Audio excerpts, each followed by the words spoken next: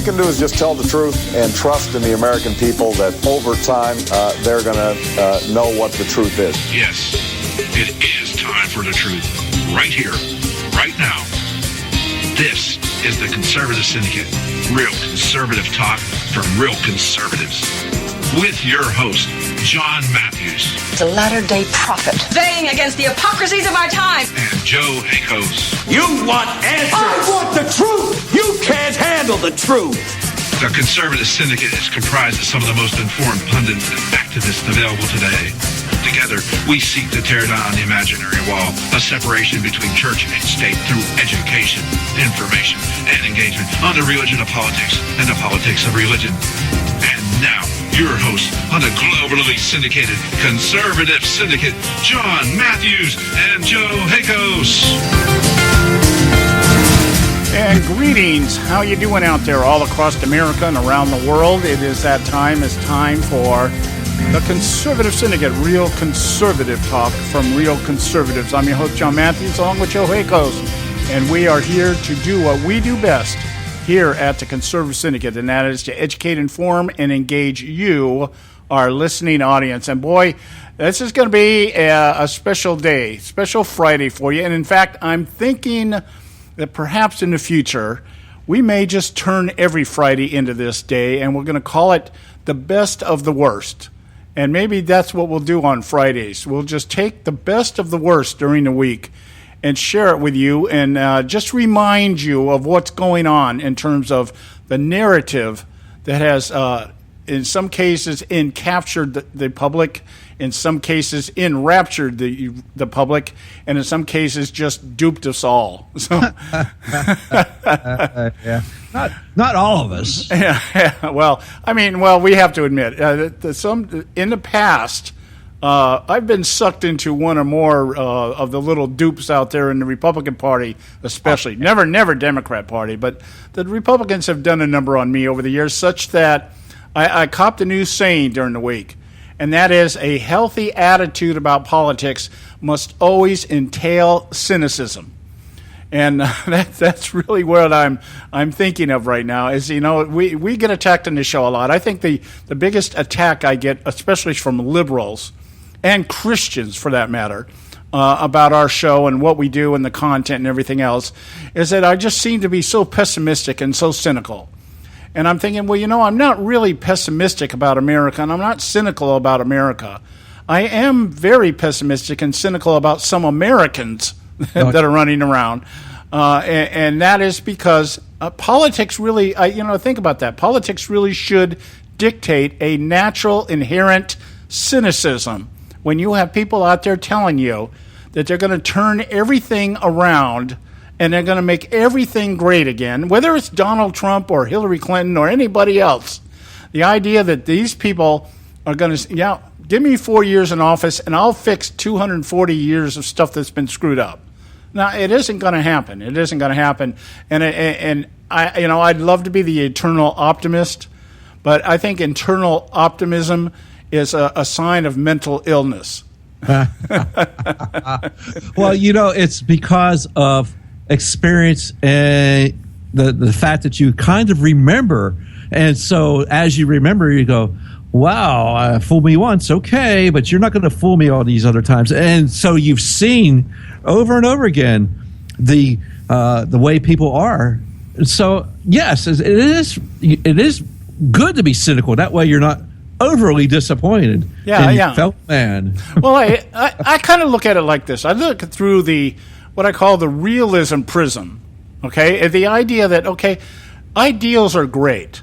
And I think, if I was going to say anything positive about the Democrat Party, let's see. Hear me out here. Hear me out. If I was ever going to say anything positive about them, and I'm not talking about the leadership of the party, I'm just talking about your average, everyday Joe Blow, dumb as a rock Democrat, okay? It's the idealism behind the world being a better place, okay? And that is a noble thought. And it is a noble objective. But to do it aside and outside of the reality of the fact that we're dealing with, as human beings, in a fallen state, that we're not perfect, We are fallible. We have a tendency to be self-centered and selfish. And you're going to tell me that I am going to, as a fallible human being, that I am going to, through this whole idea of collective utopianism, I'm going to somehow change my nature from something that can't be changed outside of a relationship with Jesus Christ. I mean, that's how I look at things. Well, and it's just never going to change to begin with, John. Man has been man since man was first created by God. Yeah. So, I mean, for crying out loud, I mean, Cain and Abel, and we moved on from there. But my problem most of the time is they want to try to do through the force of government edicts to make it happen. It's like really the government's going to make us do.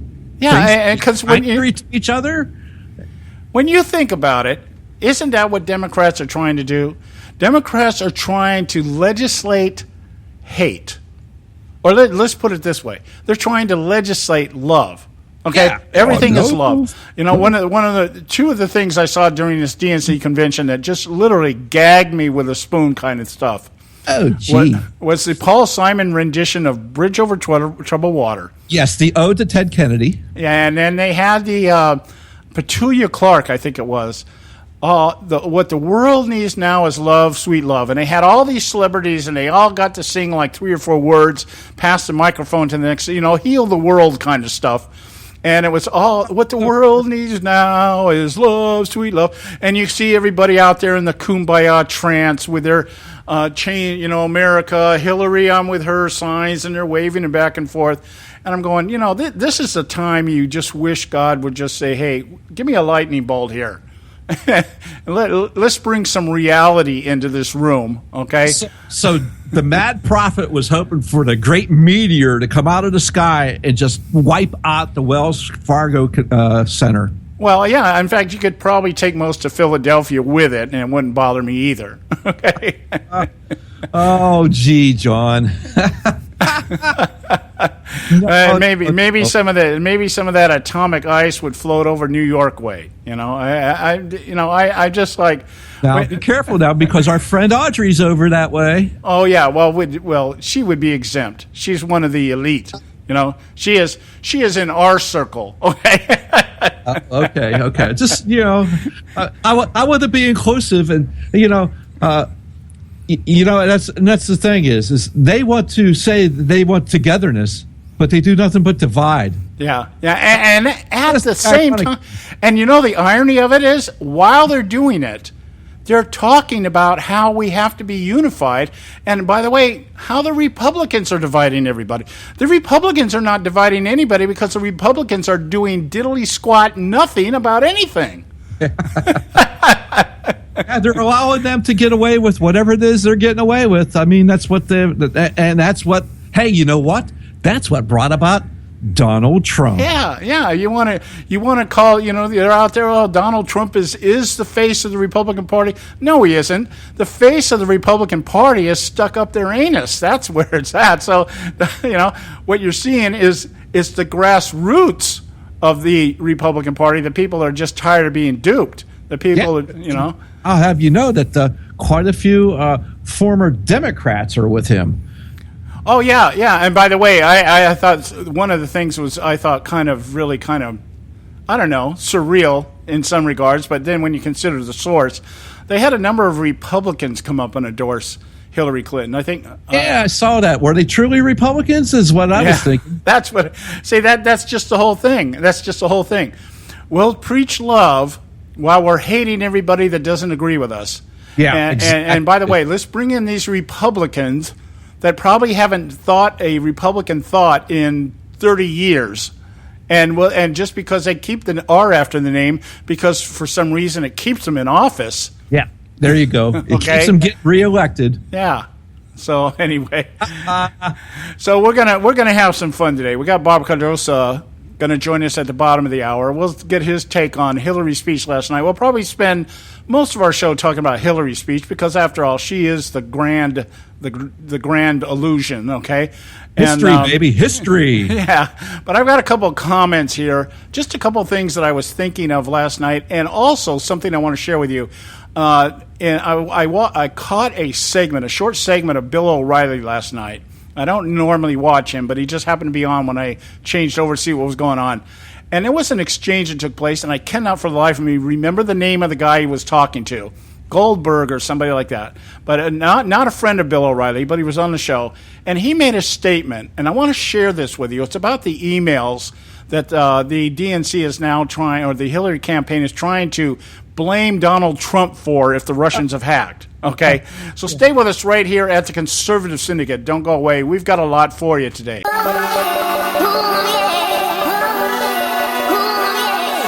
You can catch all our archives at theconservativesyndicate.net. The Conservative Syndicate. Real conservative talk from real conservatives.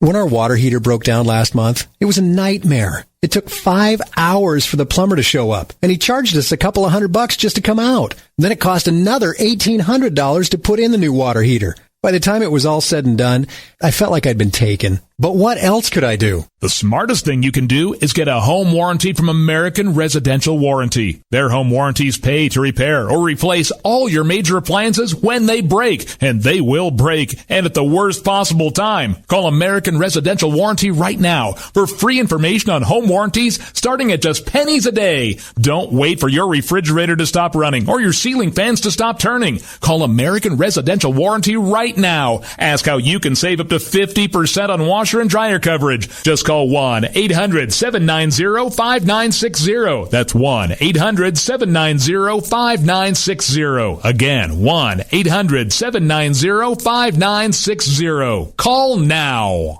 Limited time offer, 24-month commitment and credit qualification require cancellation fee, auto pay, and paperless billing and other restrictions apply. If you can't see the difference, why pay the difference? Switch to Dish for the best deal in entertainment. Only Dish brings you the best in entertainment for less than $20 a month. Cut the cable and don't get directed. Switch to Dish because at just $19.99, Dish saves you every time you turn on the TV. It's so simple. The same channels cost less with Dish. So since you can't see the difference, don't pay the difference. Switch to Dish for the best deal in entertainment. Get premium movie channels free for 3 months, starting at just $19.99. Dish saves you every time you turn on the TV. Call now to save with Dish. Dial 1-800-600-1645. That's 1-800-600-1645. The same channels for less than $20 a month. Dish. Call 1-800-600-1645 for details.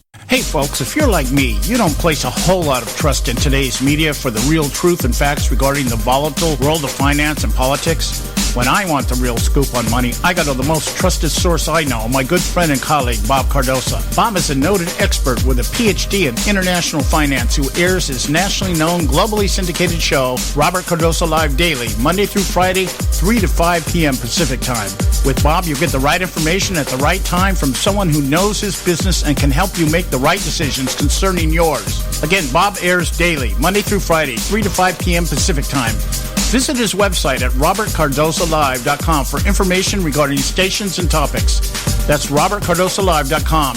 Check Bob out. You'll be glad you did.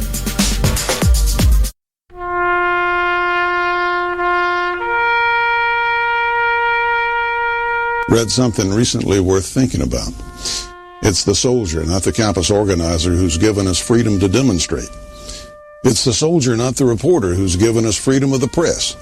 It's the soldier, not the poet, who's given us freedom of speech. It's the soldier who serves under the flag, who defends the protesters' right to burn the flag. Isn't it time now to demonstrate that we support our troops? Were it not for the brave, there'd be no land of the free. Fred Thompson's message was brought to you by citizensunited.org.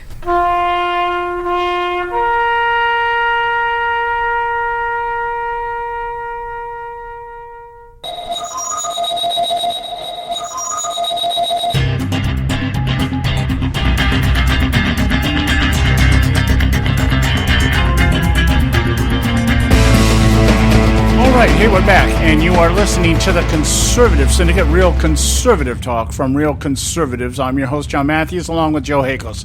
I want to break into the discussion that will take place during the course of our show today with a couple of really simplistic points that just kind of rolled through my head here, and then I want to kind of tie it together with a remark that was made by a gentleman on Bill O'Reilly's show yesterday, the O'Reilly Factor. And I can't for the life of me remember the name. And I spent probably an hour today trying to find a transcript of O'Reilly's show last night. But apparently he must have Clinton people working for him because they weren't out there. Okay. Maybe hidden in an email somewhere. I don't know. But anyway, but the gist of what the gentleman was saying, and he was an adversary, a pundit adversary. I believe he's a reporter. I believe he was a reporter for the Washington Post, and for some reason the name Goldberg sticks in my mind, but I don't know if it was him. But you'll get the gist of what I'm saying here. But here, we talked about this the other day. We have, when we talk about breaking down the demographics of the people that support Trump and support Hillary and don't support Trump and don't support Hillary, who support Sanders and stuff. And we know that this election is going to be, I really believe, a matter of who can get their people to show up.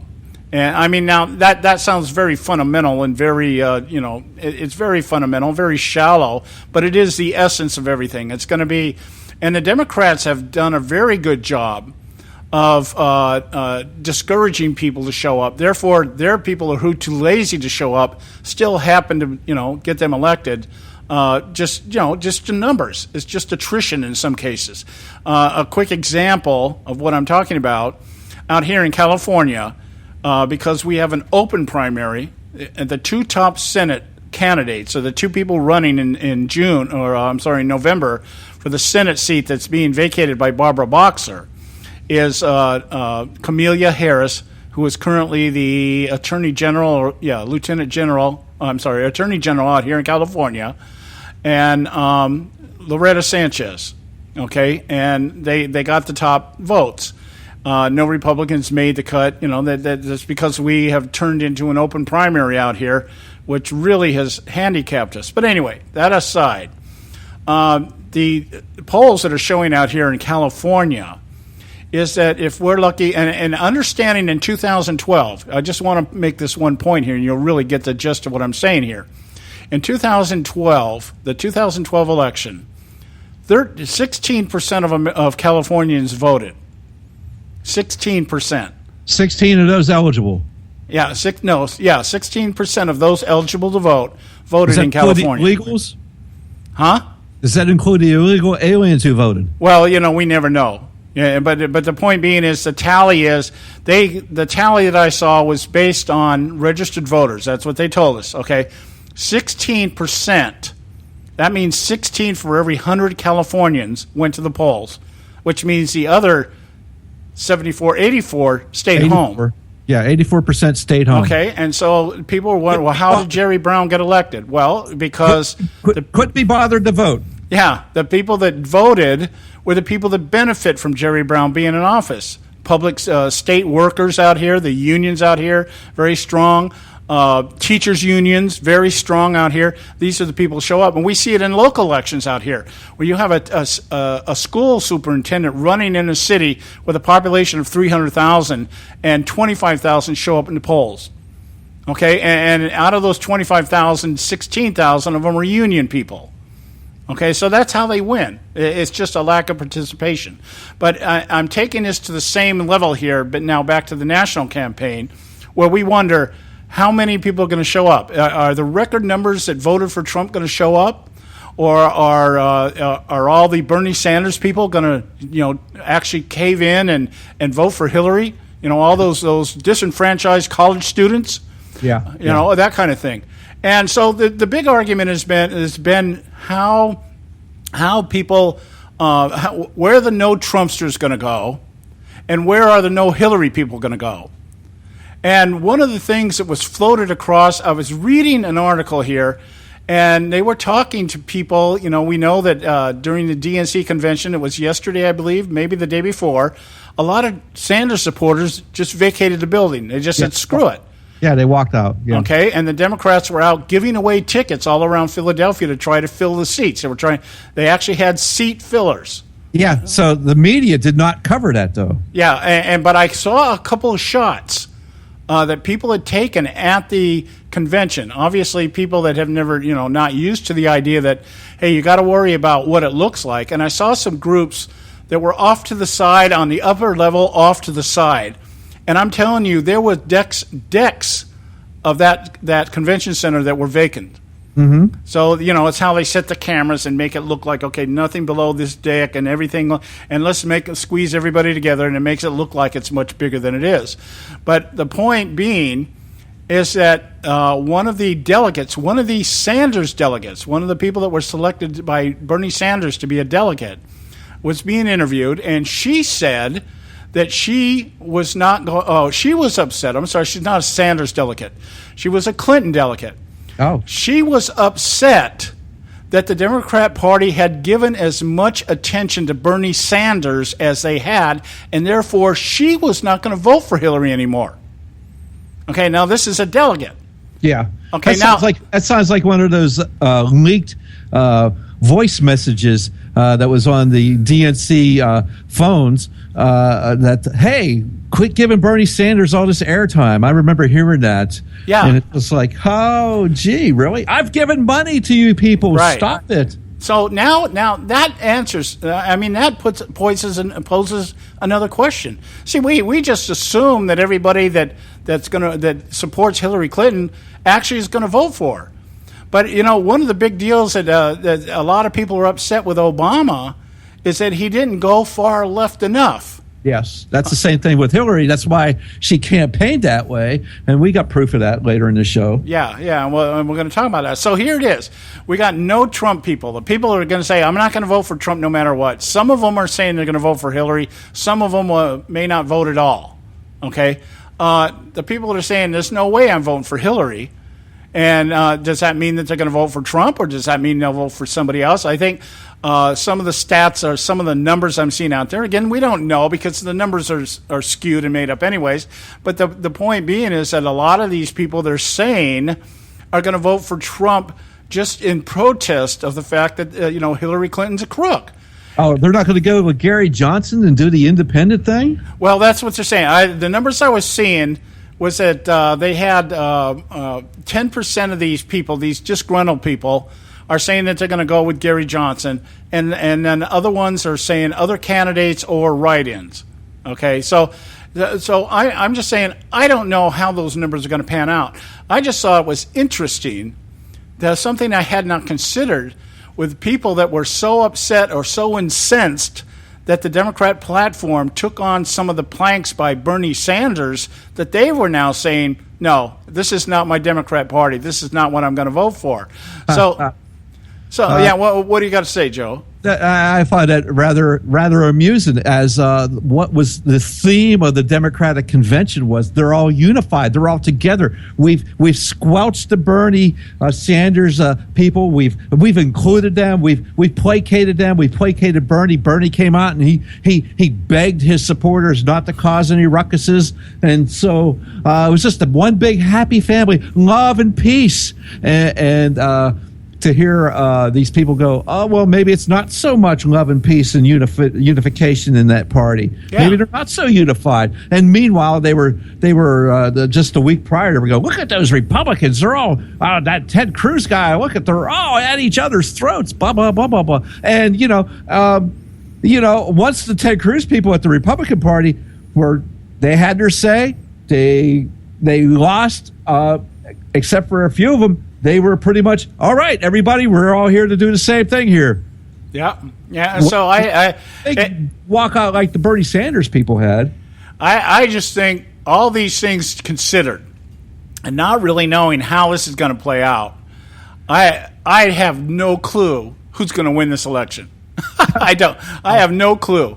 I mean, for all we know, Barney the dinosaur might end up winning in a write-in vote. I don't know. It's like, who knows how this is going to pan out here? I really don't know. It's going to be interesting, and that's why the next 101 days, or 102 days in a wake up, so about 101 days or so, I think it is, something like that.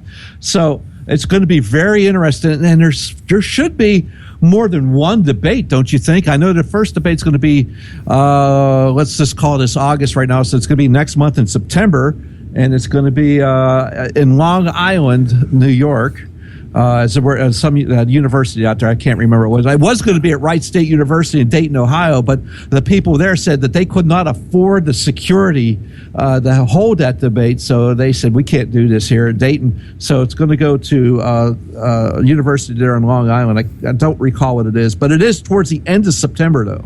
Yeah, and that kind of makes me wonder. The first thing when I heard that about Ohio, we can't afford this, the first thing popped in my mind was, John Kasich. Well, no, university. It was at Wright State, which is haven't been there, and I know that campus. It is wide open. Yeah, and so it would be fairly. I could understand it would be fairly difficult to do the security concerns that they would have because it's right on top of Wright-Patterson Air Force Base. So you're going to shut down the Air Force Base to do security on it. It would be a nightmare. I understand their concerns about it, but what I'm going to be finding more interesting to see what time of the day is it going to be. Because Hillary and Debbie decided that they were going to limit the exposure Hillary was in the debates during the primary season with her and Bernie and Martin O'Malley and who else was there? I don't know. Santa Claus, the Keebler Elves, I think were on some of the debates. So I think what are they going to do? They're going to have it during I don't know. I don't think. Well, damn well. Baseball games, playoff games after, against it, whatever. Trump won't settle for that. He won't play that game. He's not like Bernie Sanders. He'd be out there just like, okay, we'll have our own debate, and if Hillary doesn't show up, we'll just put an empty chair up there or something. I mean, he's not going to. I don't see Trump in any way trying to placate Clinton at all, and anything she even attempts to do to try to reduce or, he was out there at his press conference the other day. What's the first thing he said? 235 days since Hillary Clinton last gave a press conference. Absolutely. I mean, he's so like, why would that be? Yeah. Why would that be that she does not want to talk to the press? I don't know. Now, one other quick thought here before we go to the break. And this was the exchange that took place between Bill O'Reilly and his guest yesterday. The guest was, he told Bill O'Reilly, you and I are not really friends. They're kind of opposite ends of the ideological spectrum. But he said he was defending Bill O'Reilly's comments about Michelle saying that she grows up and she wakes up every morning in a house built by slaves. And O'Reilly was taking heat for it.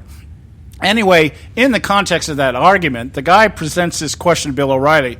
He goes, my thing with the deleted emails or the emails that Donald Trump supposedly has encouraged the Russians to go out and find, and everybody's making a big deal. He's the first presidential candidate, blah, blah, blah, okay, to actually sit there and say, I want you to hack an opponent's emails or something like that, okay?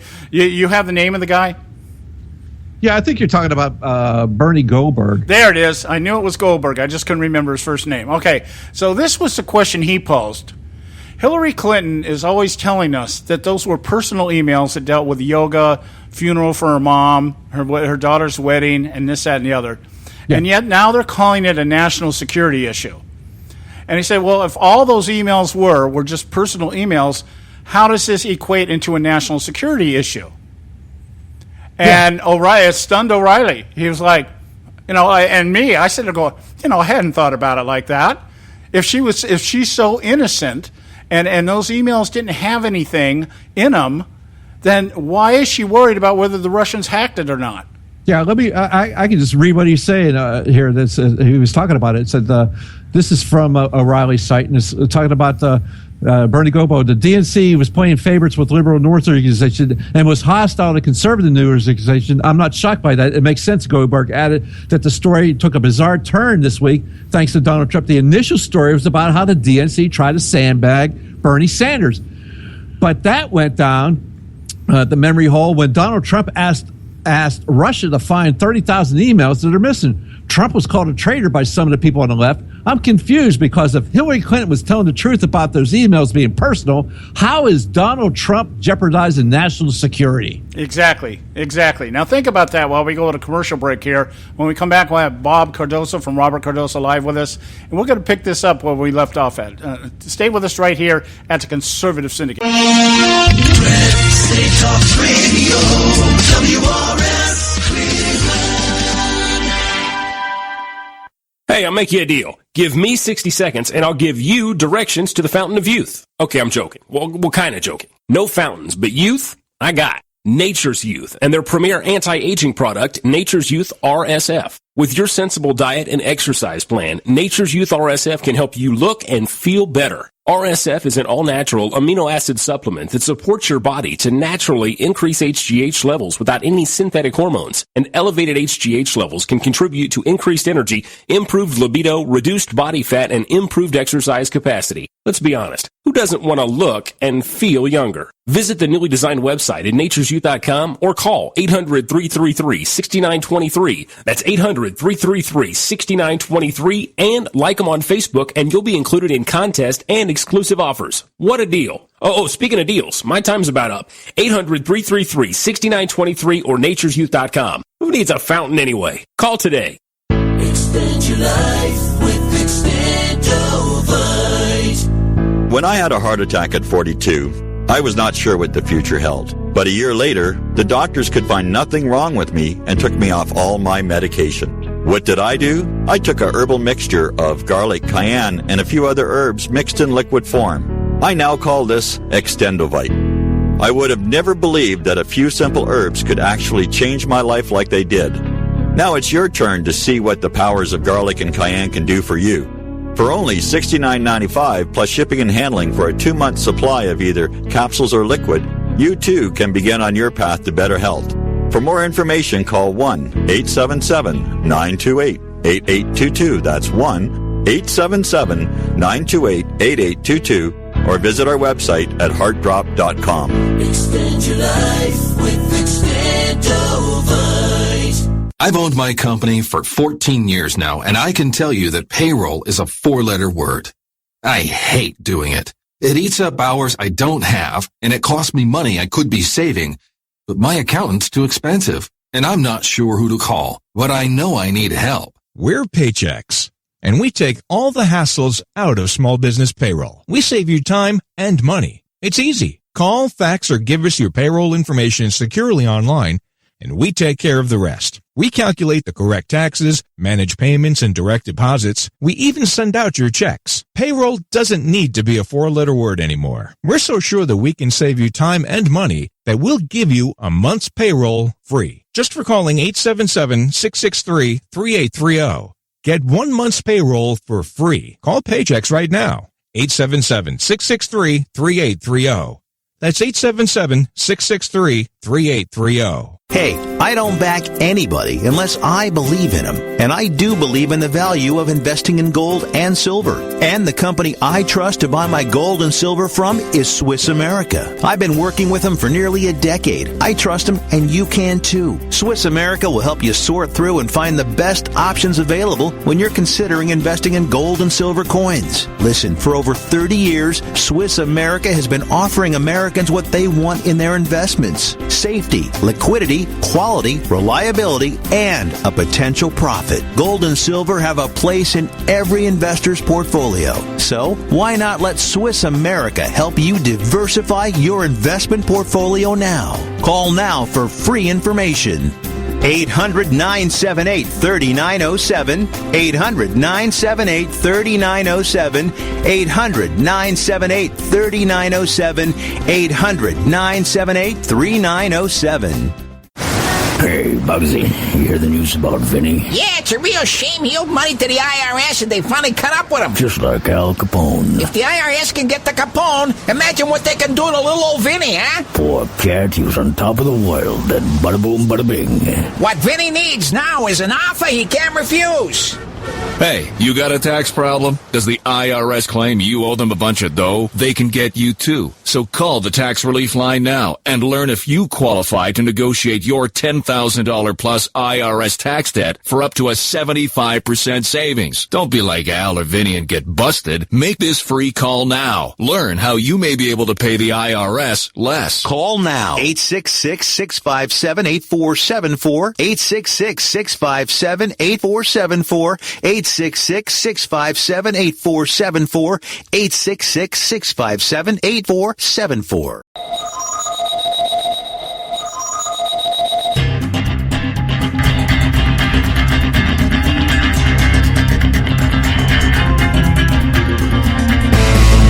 All right, hey, we're back, and you're listening to the Conservative Syndicate. The Conservative Syndicate, real conservative talk from real conservatives. And now we're going to take time here and hook Bob Cardosa up with us here at Robert Cardosa Live, and let's see what he's got to say about good old Hillary's speech last night. I'm sure he's just primed and ready to go. John Matthews and Joe Hakels. Hi, guys. Hey, man, how you doing? We were just sitting here just speculating among us what you thought of Hillary's speech last night. What I thought of Hillary's speech? I thought it was a political person giving a lot of BS that was going on. You know, the truth is, a lot of the things that she talks about are just a continuation of what Obama's already got going on. There wasn't anything really new there that she gave us. Besides, you're trying to put me on the spot here, but it doesn't make any difference. The truth is that I don't know if you saw the stats that came out from the Associated Press today when they compared the number of listeners to Hillary's speech last night and Donald Trump's speech. I'm not talking about the conventions now. I'm talking about their speeches, their acceptance speeches at the conventions. Hillary had 29 million people. Donald Trump had 36 million people listening to his acceptance speech for the nomination. Well, what I think might have happened with Hillary is by the time they got through all the kumbaya crap and everybody singing, what the world needs now is love, sweet love. And Paul Simon with his bridge over troubled waters. Everybody just decided maybe it'd be better if I just watch Ozzy Osbourne out there on this new reality show out there driving a Sherman tank.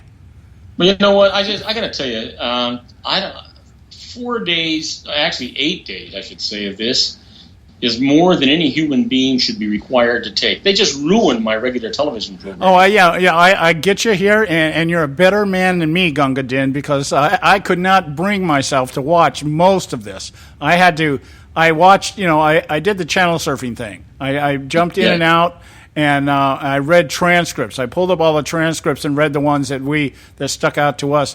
In her speech, I guess I want to ask you what was more BS than the other than the rest of it. I mean, what stuck out to you? Well, there's no question what they were trying to do. They were trying to humanize this machine, is what they were really trying to do.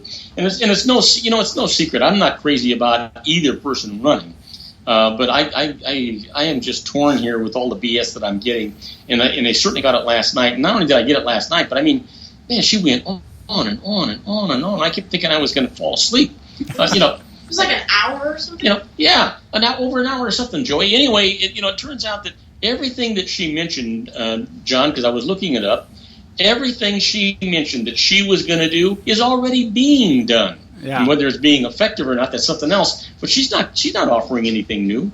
No, absolutely not. And that's the whole. And we were just talking about this aspect of it. Well, you sit here and you say, I'm gonna bring change. Wow! Right. Wow! Yeah. Hey, hold on there. Hey, hold on there. Are you saying that she's not bringing anything new? There's nothing new. Absolutely, positively nothing new. Matter of fact, did you even see Bernie Sanders was sleeping last night? Oh my goodness, Bob! But here I'm going to read right from her speech. And here we go. But none of us can be satisfied with the status quo. Yeah. Well, there is one thing I found. I mean, unless she was lying to us. You don't think she'd be lying to us. She did say her best friend was Bill. Well, I'm in the same camp. I'm in the same camp with you, Bob, in this regard. I'm sitting here thinking myself as I'm going over the transcripts today, and I did catch some of her speech. And I guess that's why I kept changing the channel, because I turned it to the channel and say, okay, I wonder what she's saying now. And it was like, did somebody just kind of freeze frame this thing? And then as soon as I turned back, I just hit the button and it's playing the same thing over again. It's like everything that came out of her mouth was just how, and this was the general message of the entire convention, actually. How can everything be so great and yet need to be changed? I can't get my head around this idea that's what we're saying. Barack Obama. And you know what else upset me, John? They had this thing where they had this video introduction kind of deal going on. So they had this video all about Hillary Clinton and all of her accolades and all the things going on. And then when that's off and she gets on stage, I've got to hear all that BS all over again, her saying the same thing all over again. Yeah. Well, it was just, okay, just the regurgitation of this whole idea that Barack Obama and Joe Biden have just done one hell of a job saving this country from the greatest recession since the Great Depression, and then turned right around. And even Barack Obama, I mean, his speech was all about him. I think somebody counted, he mentioned himself again 45 times during his speech. And Vox... Yeah, but John, how many times have you said that a vote for Hillary Clinton was a vote for another term for Obama? Isn't that exactly what's happening here? Exactly what you said at the very beginning. And that is that he has to get her elected in order to continue his legacy. There was an article that came out in Vox, and not Fox News, Vox with a V, and one of my favorite liberal mags. And they were talking about how Obama, why Obama gave the speech he did. And I was really surprised for as progressive as these guys are and how much they defend Obama. They were saying basically it comes down to one or two things. Obama has to protect his legacy. And if Hillary wins, his legacy is protected. If she loses, Obama goes down in the history books as one of the greatest failures because everything will be turned over on top of his head. And I thought, that may or may not be true in the purest sense of the word, but it sure is going to be damn close. Yeah. But you know what? Everybody that I listen to, whether I'm listening to the Democratic pundits or I'm listening to the conservative or Republican pundits, everybody seems to agree that the person who has really an edge of getting the White House is Donald Trump. He's got more ways of getting the nomination, or not the nomination, I'm sorry, the election, than Hillary does. This is going to be a really squeaky tight race. Even if he loses Pennsylvania, he still has ways of getting the White House. This is going to be a really, really tight race, a nasty one too. We happen to think on this show, I really think it's a very strong possibility that Donald Trump may take New York. And if that happens, it's really going to go against Clinton. I mean, if she does not take New York, I don't think she'll be able to pull enough states in from the rest of the country to make up that deficit. I don't see it happening. And that would be so what I see here is one of two things coming down here. If she does end up winning, if they get enough dead Democrats to the polls, then is her campaign manager Richard Daley? His name is but if they manage to pull this off somehow that way, then what it is, this will be it'll be an indictment on the Republican Party. If they do fail and they don't get Hillary in the White House, this will certainly be an indictment on the Democrat Party. And hopefully, the indicators are if that happens, then we don't lose the Senate, we don't lose Congress. I don't know how that will equate into Donald Trump's relationship with Congress because there's still a lot of people there that don't want anything to do with him. But I'm just, like I said before, my hope is just simply this. Best case scenario, Donald Trump gets elected. We get a good conservative Supreme Court justice in there, maybe a couple of them during his term, and nobody does anything. We just have the same stagnation, the same standoff, because I can't see the Republic.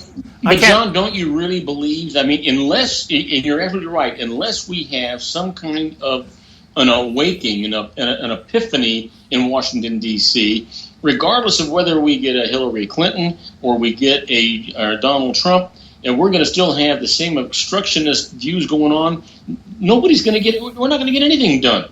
Well, I tell you, to me, what will solidify the conservative hold on America and will probably work to our advantage, and I hate to say it, but if we get a Congress in there that tries this repeal and replace crap with Obamacare, what I'm hoping is Obamacare just blows up so bad, and the healthcare industry implodes so bad that nobody wants to even look at a Democrat for the next 40 years.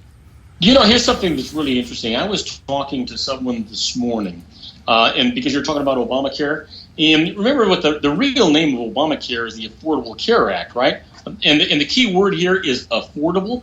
Well, this person that I was talking to pays $1,200 a month for a family of four to have insurance, right? Yeah. Under the Affordable Care Act, it's mandated, and they have a $12,000 deductible before anything gets paid. Yeah, so, I get that. And their co-pays don't go toward the deductible. Yeah, I get that. And we got some major problems out here in California. We got to go to break. When we come back, we'll continue our conversation here with Bob Cardoso from Robert Cardoso Live. Stay with us right here at the Conservative Syndicate. We'll be right back.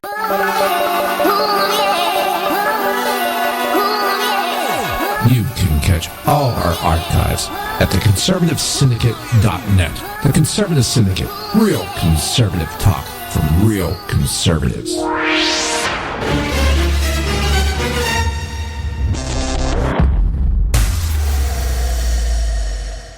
Hey folks, if you're like me, you don't place a whole lot of trust in today's media for the real truth and facts regarding the volatile world of finance and politics. When I want the real scoop on money, I go to the most trusted source I know, my good friend and colleague, Bob Cardoso. Bob is a noted expert with a PhD in international finance who airs his nationally known, globally syndicated show, Robert Cardoso Live Daily, Monday through Friday, 3 to 5 p.m. Pacific Time. With Bob, you get the right information at the right time from someone who knows his business and can help you make the right decisions concerning yours. Again, Bob airs daily, Monday through Friday, 3 to 5 p.m. Pacific Time. Visit his website at robertcardosolive.com for information regarding stations and topics. That's robertcardosolive.com. Check Bob out. You'll be glad you did.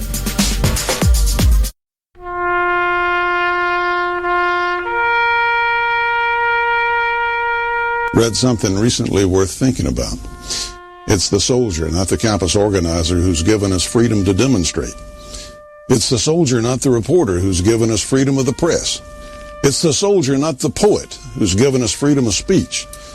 It's the soldier who serves under the flag, who defends the protesters' right to burn the flag. Isn't it time now to demonstrate that we support our troops? Were it not for the brave, there'd be no land of the free. Fred Thompson's message was brought to you by citizensunited.org.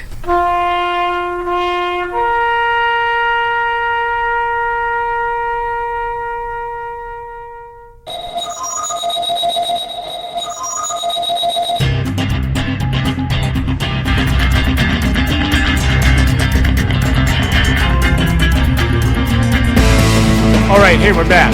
The Conservative Syndicate, real conservative talk from real conservatives. I'm your host, John Matthews, along with Joe Hakos, and we're going to reconnect back up here with our good buddy Bob Cardoso over at Robert Cardoso Live, and we're going to weigh in on this. Here, John Matthews and Joe Hakos. Okay, Joe has a comment here he wanted to make. We were talking about the situation. Should Trump win the election? And what his relationship would be with Congress in terms of getting done what he wants to do. Joe, you had some comments. Yeah, you guys are going, it's going to be deadlock. No one's going to get anything done, that kind of thing. Now, if Congress remains in the same hands of control that it is right now, that being a Republican in control of the speakership and the majority leader in the Senate.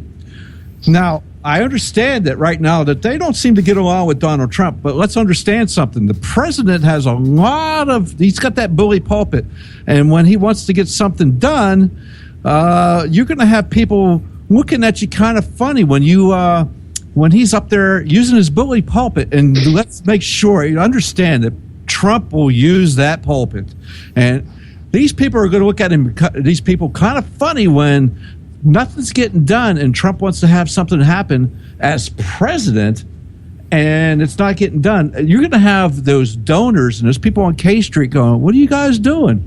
I got people that I work for looking at me funny. And so I got a feeling it's not going to be as much gridlock as you think. Now, the kicker is there's a new sheriff in town, and those old the people that are in power right now that are so scared to death, that's one of the reasons why they're scared, because they won't be in charge anymore.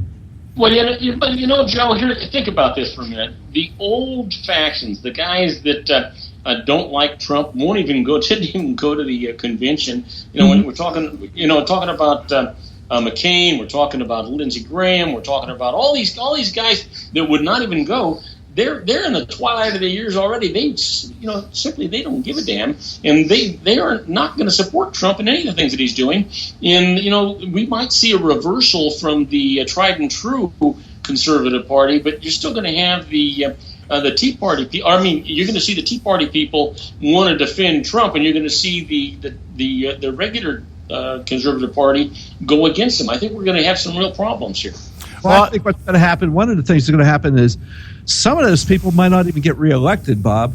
I mean, McCain is being primaried. Paul Ryan is being primaried. Lindsey Graham, I think, has a little bit too much longer to go on his term. I don't think he's even up for reelection this time as in the Senate. Yeah. And so some of these people might not make it back in. Well, the way I see it, I think the position I took here about the stagnation, that is actually, I think, more like wishful thinking, because it would put so much pressure on people in Congress that maybe even at this point the electorate says, okay, enough is enough, and finally decides, well, not only is everybody else's representative nuts, mine is also, and so they vote him down. But I think what I see here is I think Joe's hit on something also here. I could see Trump being able to move Congress very easily on certain issues that deal specifically with the economy. I think what upsets me is this whole idea of repeal and replace Obamacare. It should be repeal, period, and get rid of it. Let's put it back in the hands of private sector, and let's bring in some international competition with pharmaceuticals or something. If you want to make this thing, cost effective, that kind of stuff. Portability, those kind of things. Yeah, something that would, this idea of grants to states and all this other stuff, that defeats the whole purpose, because you're still keeping government involved. And if the Republican Party is going to return to limited government, then you have to limit it somewhere. And well, you know what? Our insurance system was much better before we had Obamacare. The one thing I'd like to see, and I agree with you, John, and that is that you just repeal it, but require that there be a competition, open competition, throughout all states with all insurance companies, so that we can hold some of these costs down.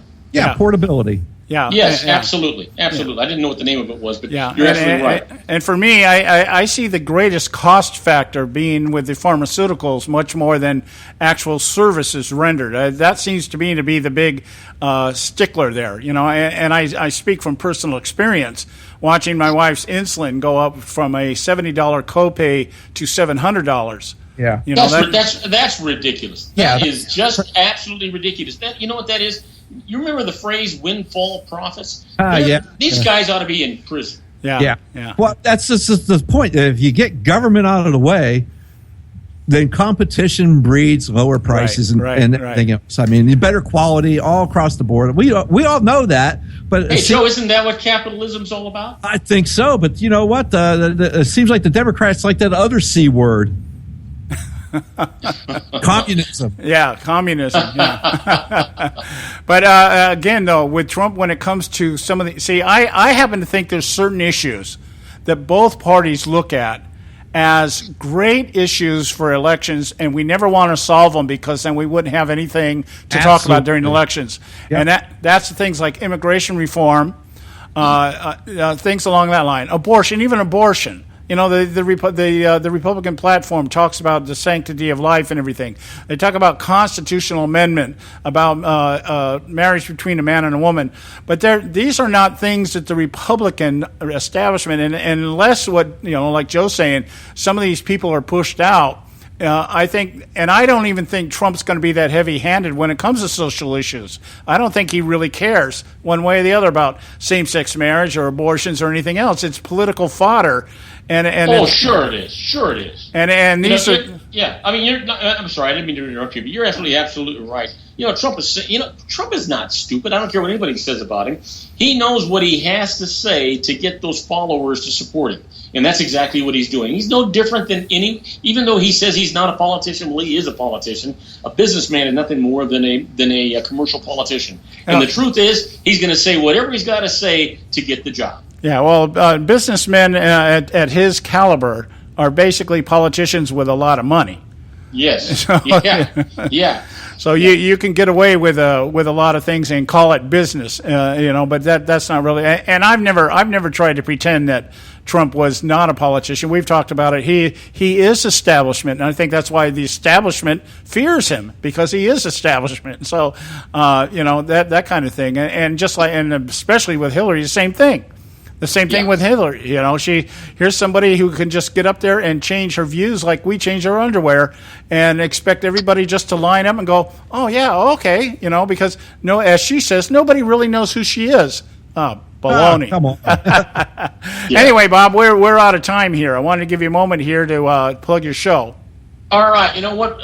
Robert Goes Alive is on the air every Monday through Friday from 3 p.m. to 5 p.m. Pacific time. Best way to get me is go to my website at robertgoesalive.com, or please get my my app. You can get it on your app store. Just search Robert Goes Alive. It's there. It's absolutely free. It's the best way to listen to my show, whether you're listening to it live or one of the archive shows. Hey, guys, I just love today's show. It was terrific. I look forward to talking to you on Monday once again. All right, you have a good weekend, and give our love to the family. We'll talk to you on Monday. Sounds great. All right. Okay, guys. We're coming up to the top of the hour here. Yes, we are. And just that guy's a rock star, John. He has his own app. Who's this? That Robert Cardozo. Well, I'm going to be honest with you. I think in a lot of ways technology these days is overrated. It's like that somebody puts something out there, and it's like everybody. This thing with Pokemon, everybody's going crazy over. You know what? Phones were made for a reason. They're made to make phone calls. Okay, yeah. That's the extent of my technology when it comes to phones. That's funny because the wife goes, "Hey, is there something about the new iPhone's going to come out? It's not going to have something it's always had." And I'm thinking, what, a camera? The new iPhone is not going to have a headphone jack. Is what it's not going to have. Now, I'll tell you what I'll be excited about when they can get me a cell phone that does 4K video. Then, because then I'll buy like 5 of them, and I won't have to spend $20,000 for a camera. Yeah, I hear you, brother. I hear you. Yeah. So, but yeah, that was fun. That was a good. I love having Bob on. It's going to be great. So, hey, I think we got the Edwards Notebook and whatever else coming up because it is Friday. Yeah, it is, and we got some other things coming up for you. Next hour, we're going to get a little bit more serious, but still have a lot of fun. I just got a wide array of things that I want to talk about. So stay with us right here at the Conservative Syndicate. Don't go away. We'll be right back. The Democrats have themselves made the best case possible against the election of Mrs. Clinton to the presidency of the United States of America. Hello, I'm Ron Edwards on today's page from the Edwards Notebook. During the Democrat Party convention, it was horrendous watching one progressive Democrat after another expressing hatred and spewing lies about Donald Trump. In fact, the Democrats did not utter one single word in regards to defeating the Islamic terrorists or law-breaking illegal immigrants, but were very quick to condemn Donald Trump, who legally worked his way up the ladder of success and has hired tens of thousands of workers from all walks of life. The Democrats have displayed more loyalty towards illegal immigrants than to the principle of preserving the United States' national sovereignty. Democrats even displayed their disregard for national peace and tranquility by having the nerve to justify and rationalize murdering police officers. There were plenty of verbal salvos launched at Donald Trump, however, but not a syllable was mentioned about the need to defeat Islamic terrorists who are following through on their threat to destroy civilized Western nations, including this one. I'm Ron Edwards.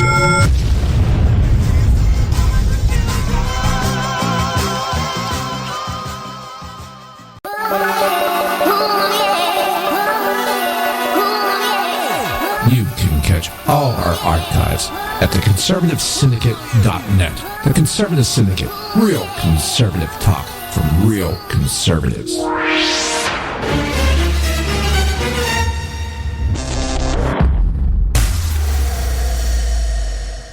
Hey folks, if you're like me, you don't place a whole lot of trust in today's media for the real truth and facts regarding the volatile world of finance and politics. When I want the real scoop on money, I go to the most trusted source I know, my good friend and colleague, Bob Cardosa. Bob is a noted expert with a PhD in international finance who airs his nationally known, globally syndicated show, Robert Cardosa Live Daily, Monday through Friday, 3 to 5 p.m. Pacific Time.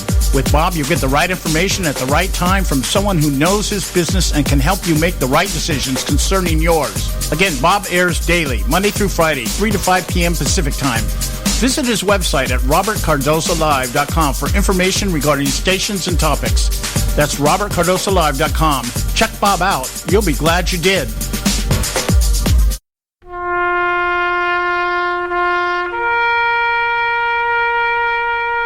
Read something recently worth thinking about. It's the soldier, not the campus organizer, who's given us freedom to demonstrate. It's the soldier, not the reporter, who's given us freedom of the press. It's the soldier, not the poet, who's given us freedom of speech. It's the soldier who serves under the flag, who defends the protesters' right to burn the flag. Isn't it time now to demonstrate that we support our troops? Were it not for the brave, there'd be no land of the free. Fred Thompson's message was brought to you by citizensunited.org.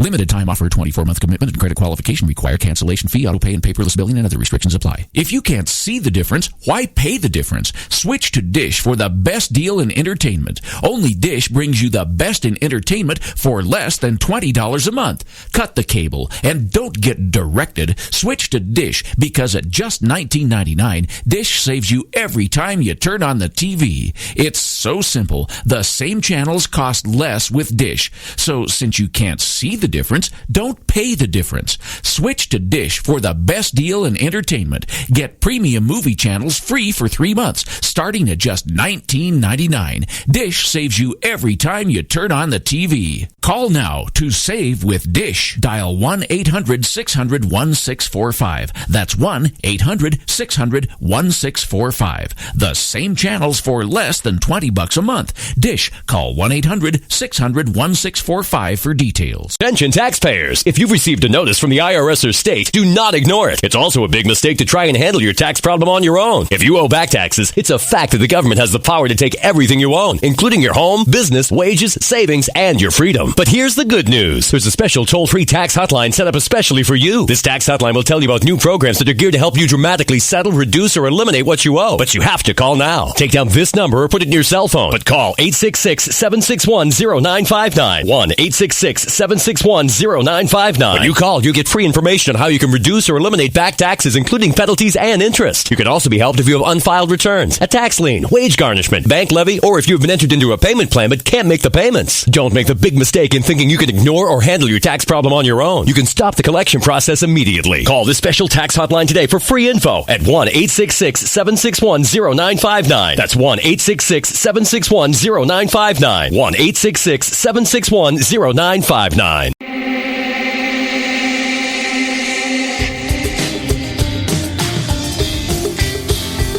Hey, all you can do is just tell the truth and trust in the American people that over time they're going to know what the truth is. Yes, it is time for the truth.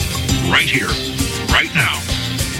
This is the Conservative Syndicate, real conservative talk from real conservatives.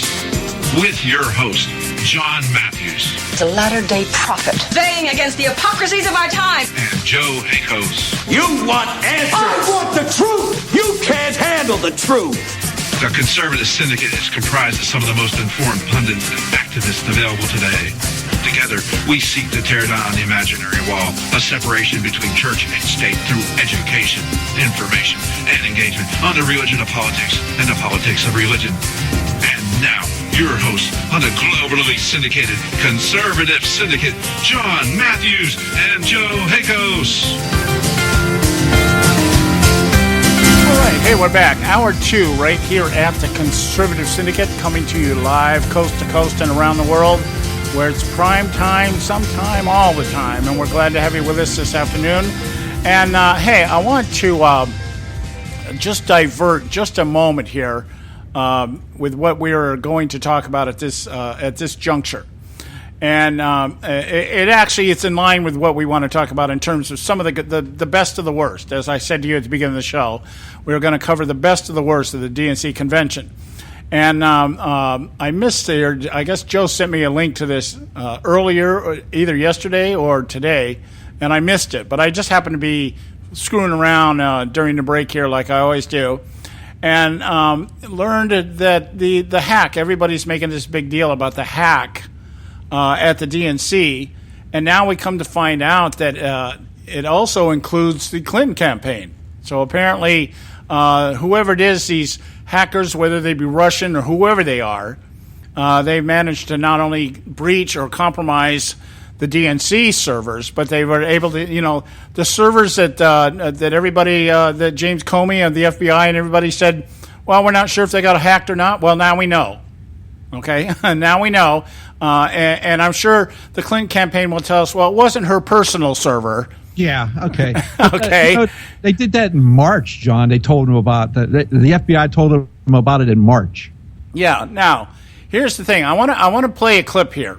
Okay. This is in response to the hacking accusations that are coming out of the DNC, the diversion or distraction. They're trying to divert attention off the fact that the DNC servers were hacked, and in doing so, exposed not only bigotry towards Bernie Sanders, but also towards gays, and of course towards Republicans. Okay, now the people that they claim to love and support. Yeah, the ones that they're champion for equal rights and everything else. And but here is with Jake Tapper, Robert Mooney, Morey, I think Mooney his name is. I can't remember his name now. What is it here? I got it here in front of me. Roddy Mook. I'm sorry. Roddy Mook with Jake Tapper. And I want you to listen closely to the language here. We'll get this first clip out here, and we'll see how far we can get into it before we go to a break. But it's one clip, but I broke it down to 3 segments because I want you to hear the language here, the language and how it's being put out there to completely detract from what the real issue is. So this is Robbie Mook, DNC, or not DNC, but the campaign chairman for the Clinton campaign. As Clinton campaign manager, Robbie Mook. Robbie, thanks so much for being here. Appreciate it. My pleasure. So I have to ask, what is the reaction of the Clinton campaign to these DNC emails suggesting that top officials, including the CFO there, were actively discussing ways to hurt Bernie Sanders in the primaries? Well, I think the DNC needs to look into this and take appropriate action, and I'm sure that they will. Okay. What kind of answer is that? It's a non-answer. It's a non-answer. I'm sure the DNC will look into the very people that are writing the emails, okay, the very people that are out there making the remarks, the very people that are conspiring and strategizing how they can discredit Bernie Sanders, the very people that are telling us that superdelegates were designed for the purpose of keeping somebody like Bernie Sanders out of the picture and rigging the system as Donald Trump is referring to it as. And we all know that. We've known it for the better part of a year now that Bernie Sanders had a snowflake's chance in hell. And even given that, I'm really surprised how well he did. You know, if there had actually been a level playing field, who knows if Hillary Clinton would have. And let's also remember, folks, that Hillary Clinton never got all the delegates she needed outside of the superdelegates. She's still 100 delegates short. She never acquired all the other delegates. And those delegates were, the superdelegates took her over the top. I don't even know if they held the primaries after that. I didn't hear about any other states or territories out there giving Hillary Clinton any delegates after the delegate count was such that she was named the presumptive nominee, and she was still 100 delegates short. But here, just the entire answer here is the very people that are being accused of the dirty work are the very people that are investigating the dirty work. Okay? Just put that in context. What could possibly be wrong with that? I mean, how many times have we heard that? Something happens in the Obama cabinet or in one of his departments, and what do we hear? Well, we're conducting the State Department, all the stuff that's going wrong in the State Department. The IRS was the same thing. The VA. Yeah, the VA. The same things. Yeah. And we're conducting an internal investigation. Sure you are. The State Department. Oh, yeah, well, with these things with the emails, we're not sure who got what, where, we're not, who gave permission, who didn't give permission, blah, blah, blah. Yeah, but we're conducting an investigation. Okay, all right. You don't even know what happened, apparently, from what you're telling us, and you're going to tell us you're going to investigate it. Yeah. Okay, but just keep that one thought in context here. We're going to go to break when we come back because the clip gets better after this, folks. It gets better. Stay with us right here at the Conservative Syndicate. Don't go away. On Moments of Madness.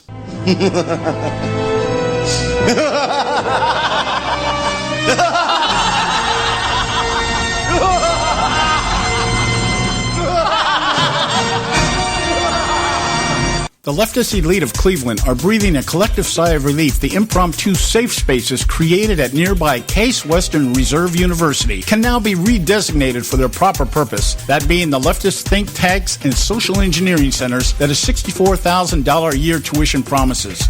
These spaces were created to stave off any lasting effects of the dark and divisive vision, as Hillary Clinton framed it, inflicted upon them last week by the RNC convention. In like manner, pundits like MSNBC's Rachel Maddow by now have exorcised any spirits that might threaten their quasi-intellectual state. After having survived 4 days among mostly golden-aged, white, evil, heterosexual Christian Republicans, adorned in cowboy hats and brandishing campaign buttons, banners, and signs, so vile, Maddow felt it necessary to issue a viewer discretion advisory to the ultra-sensitive utopians that view her show before displaying them. But any reprieve leftists might feel right now from the worry, angst, and uncertainty that underscores the Republican Party's chances for success in this election cycle may be short-lived, because across the political horizon another dark storm is approaching. The ominous clouds of anarchy, formerly referred to as progressivism, ascend upon the city of brotherly love. Yes, the Democratic National Convention, which arrives in Pennsylvania this week, will bring their own assembly of ominous demons, led by that mistress of the dark, Lucifer's disciple, Hillary Clinton. But before you claim I need to be sprinkled in holy water, blessed by Jon Stewart, or exiled to the Westboro Baptist Church for insinuating Hillary hangs with Satan, let me explain. Politico's Todd Purdom poses perhaps the most politically incorrect question one could ask about Hillary Clinton in his latest column, Why Can't Hillary Stop Fudging the Truth? Purdom steps up his initially PC rhetoric, meaning fudging the truth, by framing the question more directly. What is it about this brilliant and accomplished woman, described by Barack Obama as possibly more qualified to be president than anyone in history, aside from perhaps Thomas Jefferson, that makes so many people certain she is an incurable liar?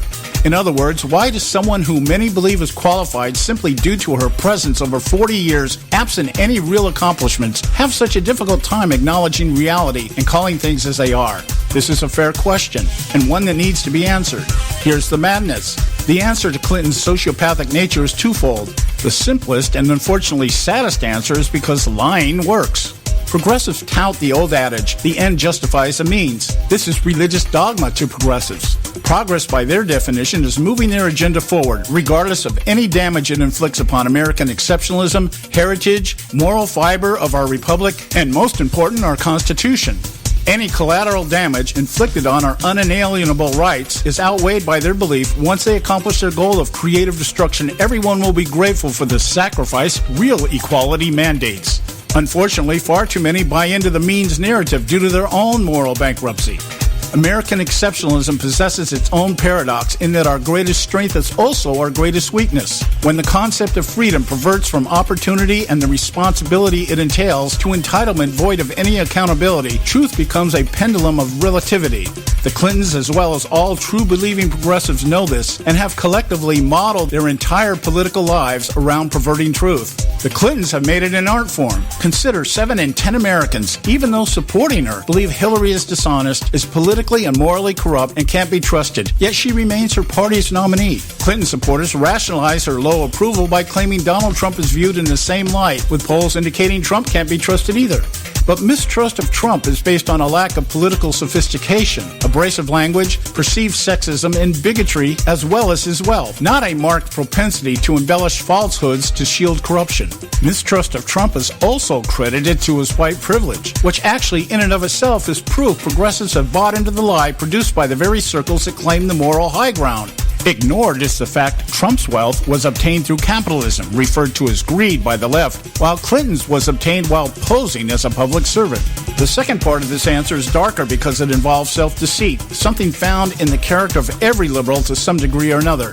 Self-deceit is what ties liberals like Clinton and Obama to Lucifer. Self-deceit is what distances Obama and Clinton from each other, but is also what binds them together. Self-deceit is symptomatic of low self-esteem, which requires creating a world that in reality cannot exist in order to feel purpose.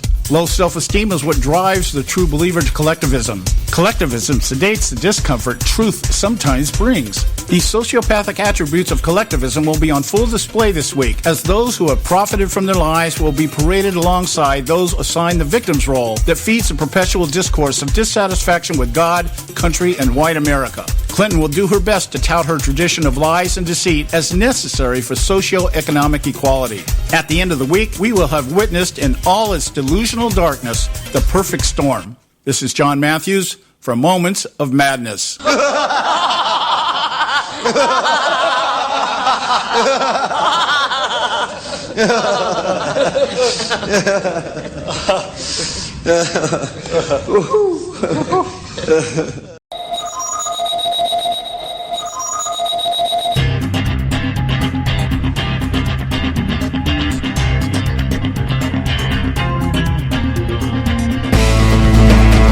Hey, we're back. And you're listening to the Conservative Syndicate, real conservative talk from real conservatives. You know, I got to say this. I was just sitting here checking my Facebook account because sometimes people send me little messages and stuff during the course of the show. And I had posted something earlier today about Nancy Pelosi, the three G's, which we're going to talk about a little bit later here. And yes, I got a response. She can't keep up with the times. Everybody's going to 4G, and there's Nancy with her 3Gs. Yeah. And I got a response from obviously a Hillary Clinton supporter. By the way, Pam Boynes, if you're out there listening to me right now, you need to update your Hillary moniker because you still got the red arrow on there. And I think she's changed it to blue because blue is more representative of Democrats, and red represents conservatism. Just another indicator of just how stupid Democrats are. They can't even get their colors straight. But she says this to me. I just made the comment that when you consider who to vote for, consider that what we have become is a nation. The Democrat says we are a nation of people united, as the left proclaims. Remember, the Democrat Party now represents the emasculation of white male America and a crucifixion of white Christian America. And by the way, you Jews are included also. And her response to me is, please get through your head that America is not a Christian or even a Judeo-Christian nation. They're one and the same, dear, if you don't know that. It promises freedom of religion, but with a separation of religion and government. No, it doesn't. Okay? If you fear emasculation, it's about you, not a political party. I never said I feared emasculation. I said the Democrat Party is trying to emasculate us. There's a big difference here. I fear nothing. I certainly don't fear a bonehead like you. Okay? So, anyway. All right. Now, I just told her ignorance is bliss. You must be one happy person. Okay? So, now. So, anyway, here's the deal. I want to get through these other two clips here because Joe's got a whole list of things he wants to go through, and I want to give him the time to do it. We were talking just before the break. Robbie Mook, the campaign manager for the Clinton campaign, out there, and we played the clip for you. He was asked about the hack, and he just basically just blew it off. The DNC is going to investigate itself as to what any charges of bigotry or racism or sexism or anything else that's out of homophobia. All these things were mentioned in this DNC email hacks to one degree or another. But the main thing was a strategy to try to paint Bernie Sanders as an atheist because they thought it might pick him up a couple of points in a couple of the states. Yeah, in West Virginia, because their Southern Baptist peeps might be able to tell the difference. So you Southern Baptists don't think you haven't been pigeonholed? Okay, there you go. So now the conversation continues here between Jake Tapper and Robbie Mook, and I'm just going to play the clip for you, and you'll hear it, but we'll reiterate it for you. What's disturbing to us is that experts are telling us that Russian state actors broke into the DNC, stole these emails, and other experts are now saying that the Russians are releasing these emails for the purpose of actually helping Donald Trump. I don't think it's coincidental that these emails were released on the eve of our convention here, and that's disturbing. And I think we need to be concerned about that. Okay, so the big concern is that Russian hackers apparently are the ones. And now, how many times did he mention the experts? Who the hell are the experts? I don't know. Okay, well, I'll tell you who they are because I looked it up. Oh, really? They actually exist? Yeah, they were investigators that were hired by the DNC to investigate. Oh, okay. And these are the experts. They call them experts. What they were investigators. You know, this reminds me of the Black Sox scandal when baseball investigated itself. Well, don't talk about the Black Sox, man. That's racist. Okay. All right, now. So we have the DNC is going to investigate, and now the experts, and he mentions the experts 2 times here, at least 2 times. It might have been 3. 2 times. The experts are saying. Now he didn't say the experts have confirmed or the experts know or anything else. The experts are saying. So the experts are speculating that the Russians hacked the DNC server, or people working for the Russians hacked the DNC servers, and the Russians are releasing this information to do what?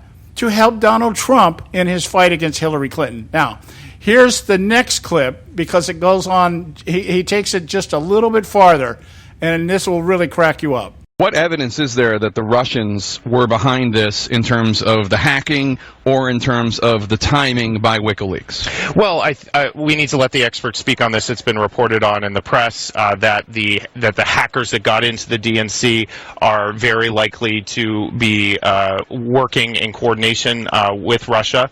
And again, I think if the Russians in fact had these emails, again, I don't think it's very coincidental that they're being released at this time to create maximum damage on Hillary Clinton and to help Donald Trump. But it's a very, very strong charge that you're leveling here.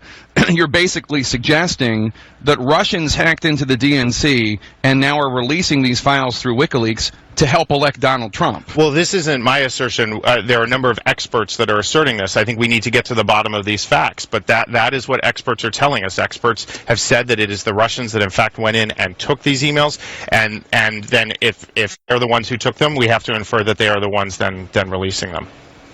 Okay, so we don't know if it was the Russians, but the experts think that it was the Russians, and the experts think that perhaps there are other people colluding with the Russians. But the experts, it's all about the experts. We've got to wait for the experts to make the determination. The experts being, of course, the experts that the DNC has hired to investigate the DNC.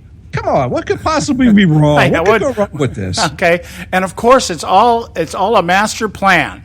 All a master plan to discredit and hurt Hillary Clinton in her campaign. You serious? No, you're saying that Donald Trump has all this wherewithal, and they spent the last 4 days calling him a bumbling idiot. Yeah, but apparently he's sly enough to and you know he likes Putin according to the Clinton campaign. You know they're buds and everything else. You know and so they're in collusion with each other, and you know it fits the narrative. He wants to be buds with the Russians, but he wants to throw everybody else in NATO out. People that don't foot their bill, that don't contribute anything. We don't need to be their friends anymore. Well, he's just making a common sense statement with the NATO thing. Yeah, they need it, and it's a requirement to be in the alliance. They were supposed to dedicate a certain percentage of their budget every year to the defense and military options in NATO. So, I mean, and if they're not doing that, they're not holding up their end of the agreement to be in the alliance. So, But they won't say that. The Democrats won't say that part of it. No, and when we talk about NATO and we talk about throwing our allies aside, are we talking about Israel too? Because that's what the Democrats have done. I don't know. Is Israel an ally? I don't know. Is it? Well, who knows by today's standards? Okay. Oh, goodness. I mean, gee, I don't know. I thought Iran was more of an ally with the Obama administration than Israel. Well, I think the allies they're talking about in NATO are the ones in the Middle East 1040 window, the people that, I'm surprised nobody threw the word Muslim in there somewhere. Oh, I'm surprised. Are you talking like Turkey? Yeah. Okay. People that, in fact, they were questioned by this. Well, how come these countries don't foot the bill? How come they don't contribute? And I think the answer that we got from the Clinton people was, well, because they're broke. In essence, that's what it was. Because they're letting all this Muslim refugee problem into their country, and they have to take care of that now. They don't have the money to go ahead and spend. Oh, my goodness, the globalists are losing. Yeah, so to close this up, what I want to do is I want to play the clip that everybody's complaining about. This is Donald Trump. And okay. I'm just going to play the clip. We'll put it all in context here for you, and then we'll move on. Do I have to get involved with Putin for? I have nothing to do with Putin. I've never spoken to him. I don't know anything about him other than he will respect me. He doesn't respect our president. And if it is Russia, which is probably not, nobody knows who it is, but if it is Russia, it's really bad for a different reason, because it shows how little respect they have for our country when they would hack into a major party and get everything. But it would be interesting to see. I will tell you this. Russia, if you're listening, I hope you're able to find the 30,000 emails that are missing. I think you will probably be rewarded mightily by our press. Let's see if that happens. That'll be next. Yes, sir. Okay. Now the thing is that here's where I think Trump blows it, though. I'm going to say this. He tried to back off on this by saying it was a joke. Okay, it might have been intended as a joke. It might have been. But, anytime, the thing you cannot do with people like Hillary Clinton and the left as a whole is ever let them force you to walk back anything. Yeah, absolutely. And he shouldn't do it. Remember at the beginning of this campaign, he didn't walk back crap. And that's what drew more people towards him, just because he wasn't taking any guff and he wasn't walking back anything. His response should have been just like Mr. Goldberg on Bill O'Reilly. Yeah. Well, Hillary, if your emails are so innocent, if everything is so innocent and is all just about yoga classes, weddings, and funerals, what the hell are you worried about whether they find these emails or not?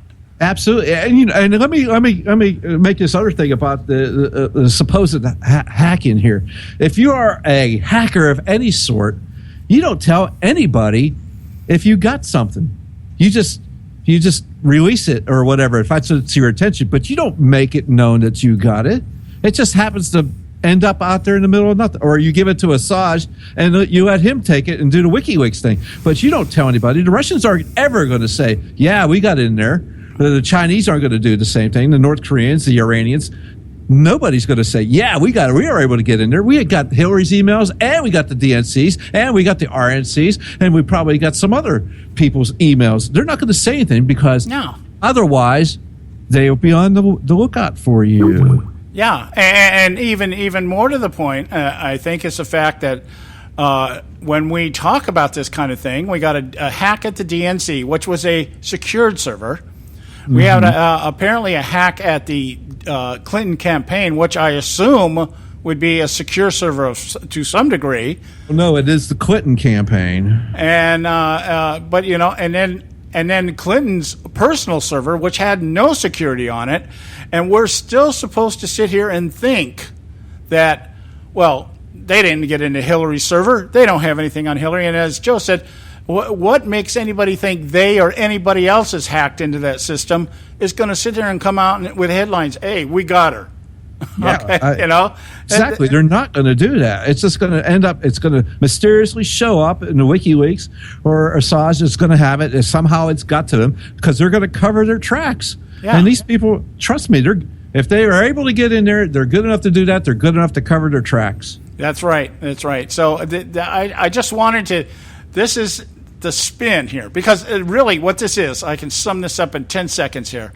What this was, it was a tactic to simply distract and deflect, to stall for time. And stall for time while now somebody's sitting in a room somewhere, probably a group of people going, how are we going to play this off? And much more to the point, how are we going to blame Donald Trump for this? Or the Republican Party? Or white America? You know, we're going to, who can we find as our scapegoat? Maybe I'll tell you what you should do. Call up Brian Pagliano. Maybe he'll take the rap. We got to go to a break. When we come back, we'll continue right here at the Conservative Syndicate. Don't go away. City Talk Radio, WRS Cleveland.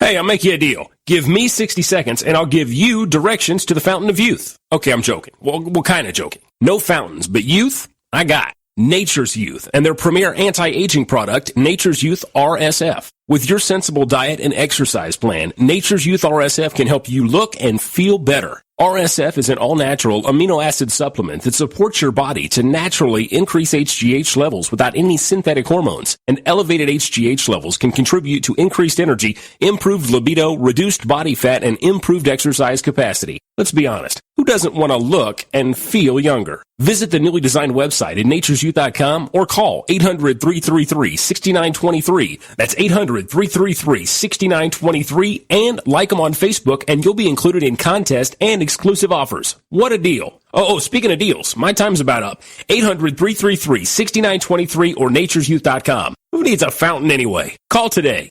Extend your life with Extendovite. When I had a heart attack at 42, I was not sure what the future held. But a year later, the doctors could find nothing wrong with me and took me off all my medication. What did I do? I took a herbal mixture of garlic, cayenne, and a few other herbs mixed in liquid form. I now call this Extendovite. I would have never believed that a few simple herbs could actually change my life like they did.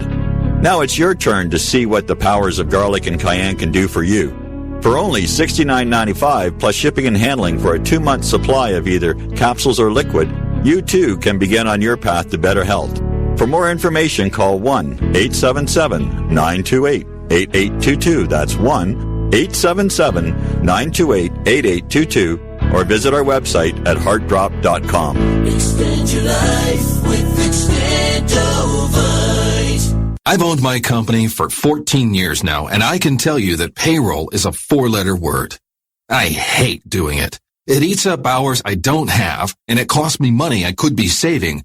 But my accountant's too expensive, and I'm not sure who to call, but I know I need help. We're Paychex, and we take all the hassles out of small business payroll. We save you time and money. It's easy. Call, fax, or give us your payroll information securely online, and we take care of the rest. We calculate the correct taxes, manage payments and direct deposits. We even send out your checks. Payroll doesn't need to be a 4-letter word anymore. We're so sure that we can save you time and money that we'll give you a month's payroll free. Just for calling 877-663-3830. Get 1 month's payroll for free. Call Paychex right now. 877-663-3830.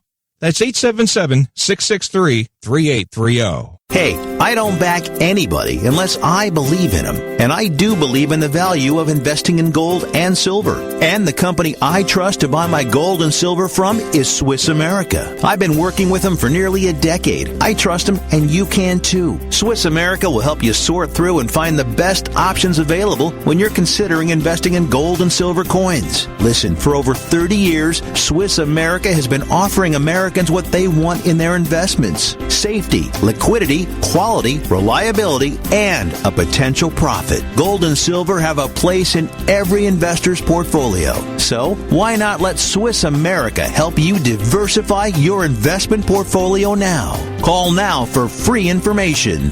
800-978-3907, 800-978-3907, 800-978-3907, 800-978-3907. Hey, Bugsy, you hear the news about Vinny? Yeah, it's a real shame he owed money to the IRS and they finally cut up with him. Just like Al Capone. If the IRS can get to Capone, imagine what they can do to little old Vinny, huh? Poor cat, he was on top of the world. Then bada boom, bada bing. What Vinny needs now is an offer he can't refuse. Hey, you got a tax problem? Does the IRS claim you owe them a bunch of dough? They can get you too. So call the tax relief line now and learn if you qualify to negotiate your $10,000 plus IRS tax debt for up to a 75% savings. Don't be like Al or Vinny and get busted. Make this free call now. Learn how you may be able to pay the IRS less. Call now. 866-657-8474. 866-657-8474. 866-657-8474. 866-657-8474. All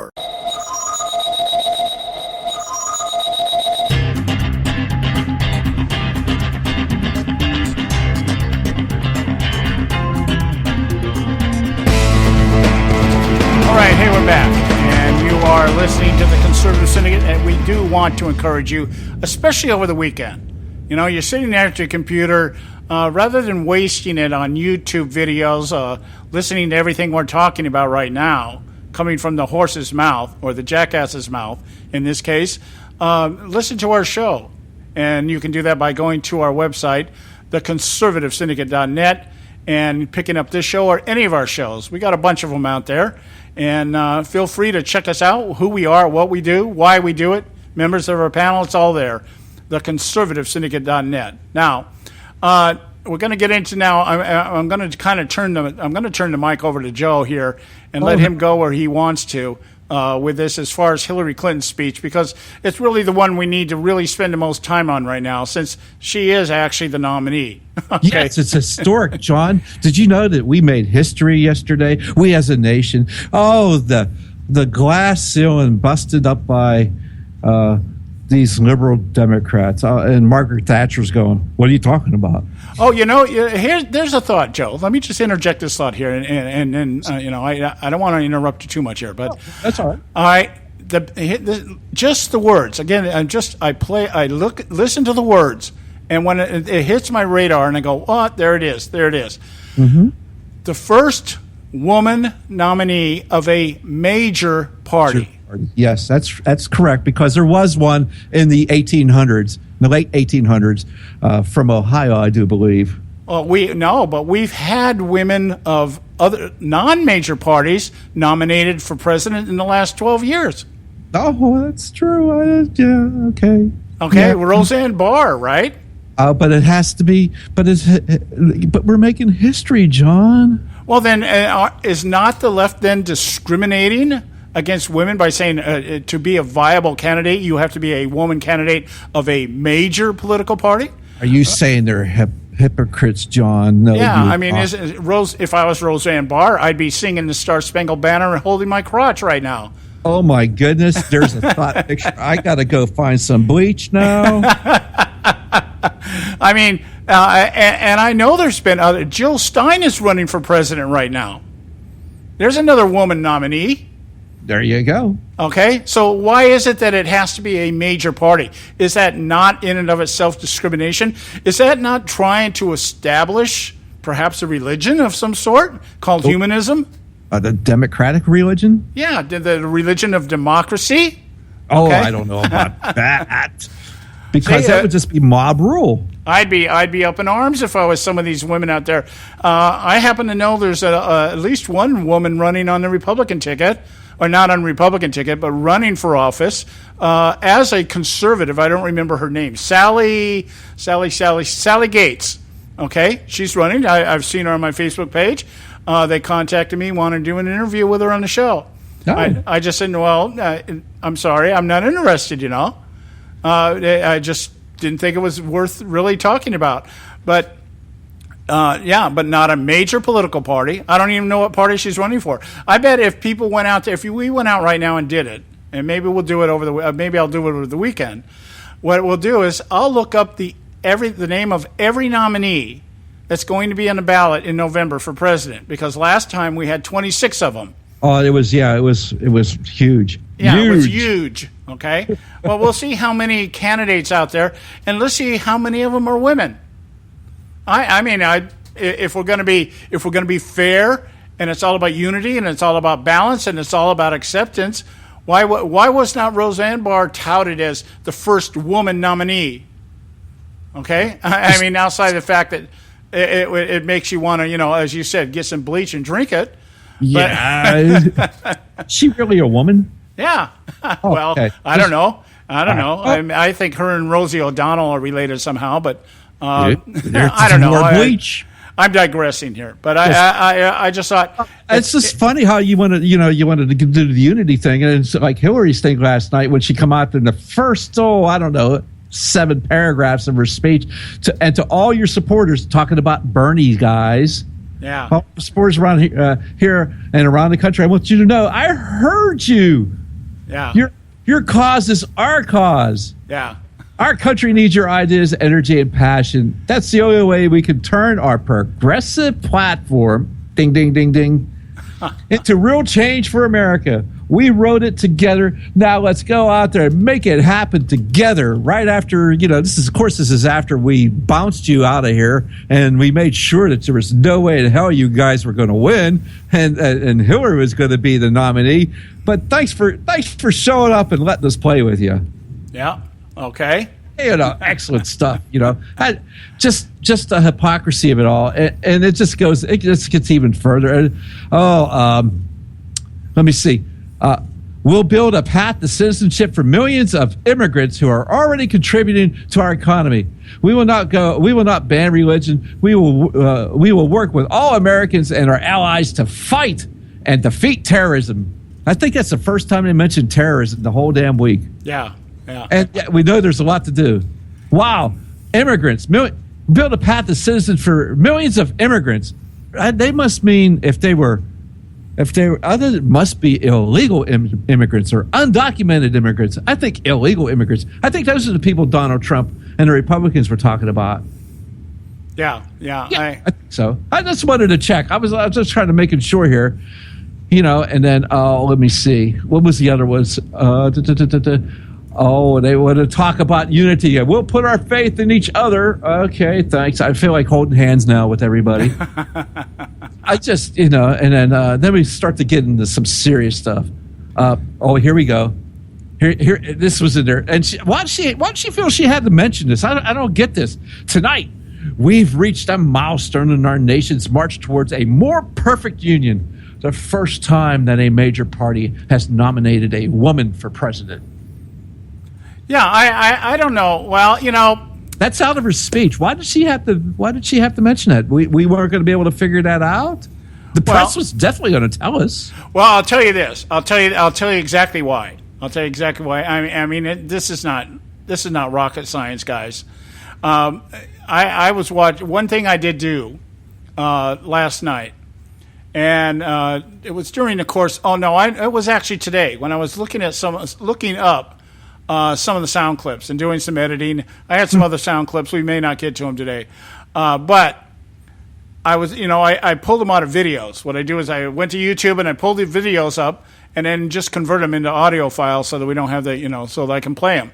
Yeah. And the introduction to Hillary Clinton, the only thing, if she had put on blackface and come out and done exactly what she did, just coming out on the stage, you would have thought we were watching Barack Obama's inauguration back in 2008. Oh, yeah. Okay. Yes, exactly. The women are weeping. People are crying, and they're just screaming. And the only thing that was missing was Jesse Jackson in there somewhere with tears rolling down his face.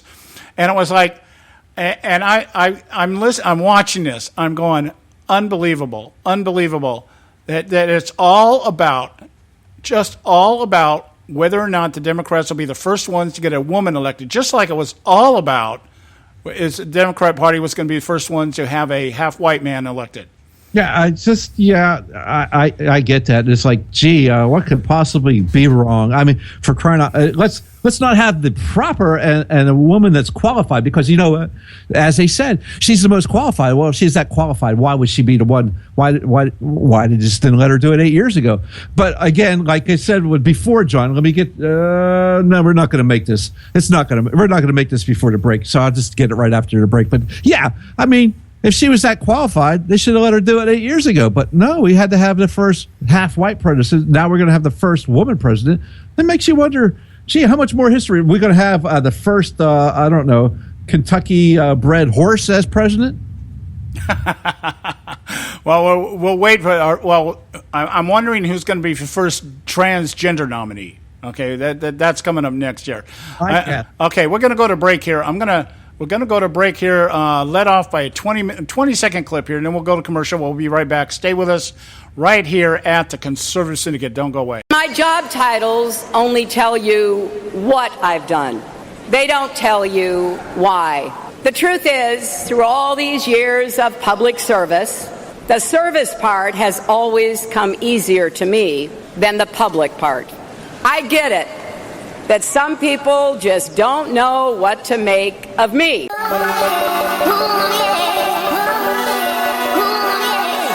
You can catch all our archives at theconservativesyndicate.net. The Conservative Syndicate. Real conservative talk from real conservatives.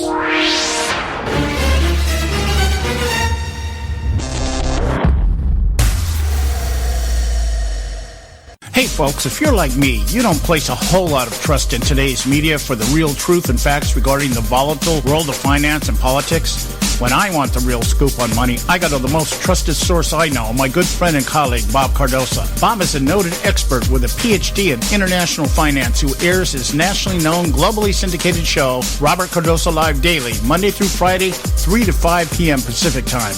With Bob, you get the right information at the right time from someone who knows his business and can help you make the right decisions concerning yours. Again, Bob airs daily, Monday through Friday, 3 to 5 p.m. Pacific Time. Visit his website at robertcardosolive.com for information regarding stations and topics. That's robertcardosolive.com. Check Bob out. You'll be glad you did.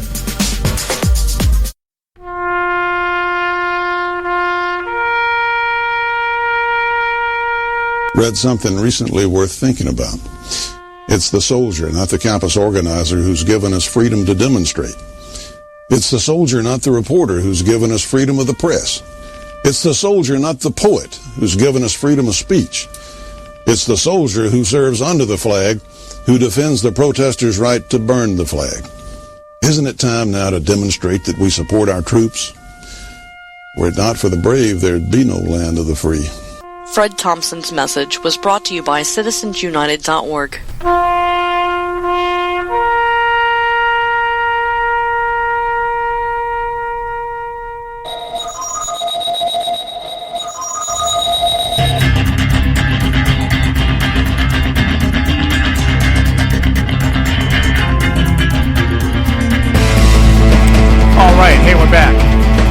Conservative Syndicate, real conservative talk from real conservatives. We're glad to have you with us this afternoon and hope you're enjoying the show, but I hope most of all that you're getting something out of this, something you can use amongst your own little sphere of influence.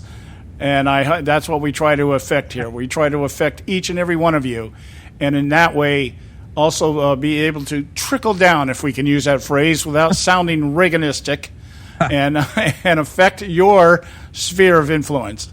All right, now let's get back. Joe, you have the con. You want to finish up on this thing on Hillary? Sure. I mean, she just the clip you just played right before the break was people don't know who Hillary is. Who is this Hillary we speak of? You know, that kind of thing. It's like, well, she's only been around for 30 years. Why would anybody not know her? But okay, I can understand how the young ones, these people that weren't around to vote in the 90s, wouldn't know Hillary Clinton. So it's our job to kind of let people know who she is. And again, as she said last night, but none of us can be satisfied with the status quo. Well, that is Hillary Clinton. She is the status quo. She is going to be the third term of Barack Obama. She goes on to say, Americans are willing to work and work hard, but right now an awful lot of people feel there is less and less respect for the work they do and respect for them, period. Democrats are the party of the working people. Really? The reason why there's people feel that there's less respect for them as they work is because you can make almost $15 an hour if you're on unemployment. I mean, so you can make more money. You make just as much money if you just sit on your dead butt and just say, hey, I was trying to find a job. Give me my check, please. Well, the Democrat Party is the party of working people as long as those people are, one, public sector, or two, union. Yeah, and you're a Democrat. Otherwise, they don't really give a crap about you. Yeah. Absolutely. And so Hillary Clinton goes on to say, let's get this out of here because this is a perfect clip for this. Here's how she goes with, my primary mission as president will be to create more opportunity and more good jobs with rising wages right here in the United States from my first day in office to my last, especially in places that for far too long have been left out, left behind, from our inner cities to our small towns, from Indian country to coal country. Yes, Hillary Clinton. Now, let me play this. This is Hillary Clinton, and for those of you that think Hillary Clinton's got your back, yeah, she's got your back. Watch out for that sharp knife that's coming at it. Here's Hillary Clinton just this past March, by the way. All right? Example, I'm the only candidate which has a policy about how to bring economic opportunity using clean renewable energy as the key into coal country. Because we're going to put a lot of coal miners and coal companies out of business. Right, Tim? And we're going to make it clear that we don't want to forget those people. Those people labored in those mines for generations, losing their health, often losing their lives to turn on our lights and power our factories. Now we've got to move away from coal and all the other fossil fuels. But I don't want to move away from the people who did the best they could to produce the energy that we relied on. So whether it's coal country or Indian country, example, So, coal country or Indian country, that was back in March. You think maybe that she had a theme going on her, and she's like, okay, you might have a job now, but we got to make sure you go ahead and have a green job. And of course, these green jobs are just absolutely excellent pieces of work as long as they're subsidized by the government. Otherwise, they don't go anywhere. But thank you, Hillary, for looking out for coal country. And listen, let's remember something here. These green jobs that she's talking about will not pay the same money as a coal miner. No, not at all. And you think that now what's really going to be interesting, I haven't looked it up to see if the United Mine Workers Union is actually supporting Hillary Clinton in this election. I'm sorry, say that again? I'm wondering if the United Mine Workers Union is actually supporting Hillary Clinton in this election. She just said we're going to put a lot of coal miners and coal companies out of business. Hey, that's exactly who those people, quote unquote, that union represents. Now, are they representing their rank and file, or are they going to represent their leadership's political picks like they usually do? Well, I think the whole idea here behind it, and it's like, it sounds like to me, because if I remember the original clip was pretty much about just putting coal miners out of business, and then she immediately had to try to walk it back. Yeah, exactly. She did walk it back because they were like, oh my God, you can't be saying that, Hillary. You're going to put these people out of, and because she was saying in front of West Virginia Senator Joe Manchin, who absolutely needs these people to get reelected. So he's like, Hillary, what are you doing to me? How you can't be doing this to me. You're killing me here. Yeah. Well, it makes me kind of wonder. Now, Tim Kaine, the vice president candidate with her, the nominee for vice president. He was once a governor of, was it Virginia or West Virginia? Virginia. Okay, so Not but Virginia. By God, West Virginia. No, he was in Virginia. okay, all right. It just makes me kind of wonder that maybe he was chosen for two things. One, he speaks Spanish. That seems to be a big issue with these guys. Okay, Tim Kaine speaks fluent Spanish because he was a missionary down in Honduras, and I guess that's going to mean something somewhere down the line here. But the idea that West Virginia is right next to Virginia, it was just an attempt to try to build back some kind of rebuild some kind of bridge back into that area. I don't think so. His pick. If these people in West Virginia and Kentucky and Tennessee and southwestern Pennsylvania and southeast Ohio, if these people actually vote for Hillary Clinton, they're as Nancy Pelosi, how did she put it? These uneducated white men vote against their economic well-being. Yeah, well, here we go. I want to build just for a second here on what you said, Joe. This quote. Her primary mission as president, create more opportunity, more jobs with rising wages right here in the United States. Okay, and she goes on from Indian country to coal country, from communities ravaged by addiction to regions hollowed out by plant closures. She then goes on to say, and here's what I believe America thrives when the middle class thrives. I believe that our economy isn't working the way it should because our democracy isn't working the way it should. Well, wait a minute. I thought you guys just spent 3 days telling me that Obama made everything just hunky-dory. Yeah, exactly. Like, where have you been the last 8 years? Yeah, and then turn that around and say that's why we need to appoint Supreme Court justices who will get money out of politics. Citizens United money, those kind of money. They won't try to take union money out of politics. No, and it's all because Citizens United, funded a movie against Hillary Clinton. Oh, you think? Yeah. My goodness, yeah, because that's called freedom of speech. But we can't have. Oh, that's speech you're not allowed to say. You can't talk about these people. So there's really they're all about freedom, but not your freedom, their freedom. Now here's the other thing. One other point here, real quick here, because we're running out of time here. We are. Hillary Clinton during her speech kept touting what she was going to do. And they keep playing this thing with Trump that, well, Trump he's not telling us how he's going to do anything. They're not telling us how they're going to do anything. Now, okay, this idea of, we're going to create jobs. How? What are you going to do?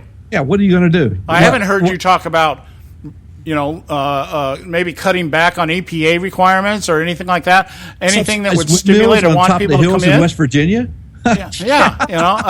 How are you're going to create green jobs? First of all, what green jobs? Second of all, how are you going to do it? Okay, are you going to be subsidized? Are you, the government, going to be subsidizing business startups? Yes, exactly. That's how they do it. And then they're going to fail because they always fail because it's not ready. That stuff is not ready to be on a grand scale because I don't care what you say. It's just not ready. Yeah. Although they want to keep touting it. And, John, it's been a great week, brother. Yeah, it has been a great week, and we're ready to close the show up today. We'll be back on Monday, 3 o'clock out here on the West Coast, 6 o'clock on the East Coast. As always, on Friday, we close with Raise 'Em Up. God bless you all. Have a good weekend. Guide me to who you want me to help. Raise up more that will call upon your name. Raise up those that love you and seek you and trust you. Raise them up, Lord, raise them up. Lord, we need a generation of believers who are not ashamed of the gospel. We need an army of believers, Lord, that hate to be lukewarm and will stand on your word above all else. Raise them up, Lord, raise them up. I pray for unity among those that love you. I pray that you open their eyes so that they can see your truth, Lord. I pray for your hand of protection and guidance. Raise up a generation, Lord, that will take light into this world. that will not compromise when under pressure, that will not cower, Lord, when others fall away. Raise them up, Lord, that they will proclaim that there is salvation in the name of Jesus Christ. Raise up warriors, Lord, who will fight on their knees, who will worship you with their whole hearts, Lord.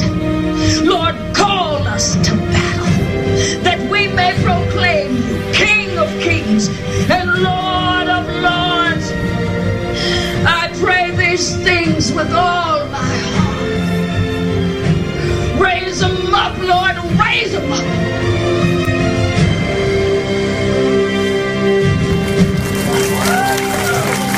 Ladies and gentlemen, please welcome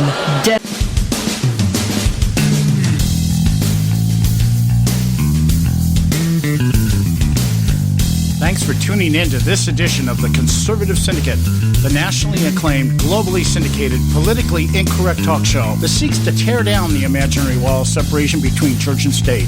We want to make you aware you can find and access all our show archives at our website, theconservativesyndicate.net, as well as our broadcast stations and times. That's theconservativesyndicate.net. We so appreciate you taking the time to tune in, and we so look forward to continuing to bring you the best in uncompromised talk radio available